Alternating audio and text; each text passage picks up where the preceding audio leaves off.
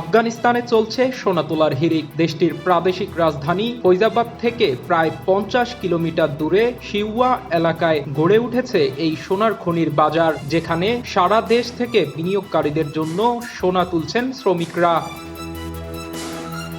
সেখানকার এক বাসিন্দা জানান, খনি শুরু হওয়ার আগে নদীর পানি ছিল গভীর ও স্বচ্ছ। এখন সেই পানি পানের অযোগ্য, এমনকি শরীর ধোয়ারও উপযুক্ত নয়। চোখে পানি নিয়ে সেখানকার বাসিন্দা আমিন বলেন, নদীর তীরের ঘাস পুরোপুরি নষ্ট হয়ে গেছে। বাতাস ও ধুলার কারণে চাষাবাদও আর সম্ভব নয়। আগে 40টি পর্যন্ত ছাগল পালন করতে পারলেও এখন মাত্র 15টি ছাগলের খাবার জোগাড় করতে পারেন তিনি।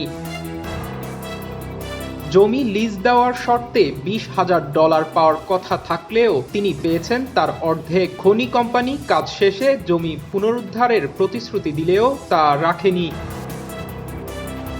কাবুল থেকে আসা 21 বছর বয়সী এক শ্রমিক জানান, তিনি 5 বছর ধরে খনিতে কাজ করছেন। মাসে আয় করেন 10,000 আফগানি। তিনি বলেন, কাবুলে চাকরির সুযোগ কম, তাই এই কাজই তার কাছে সবচেয়ে ভালো বিকল্প। সেখানকার স্থানীয় এক বাসিন্দার মতে, সোনার এই ব্যবসা স্থানীয় মানুষের কোনো উপকারে আসে না, লাভ পান শুধু ক্ষমতাবানরাই। ATV USA news desk.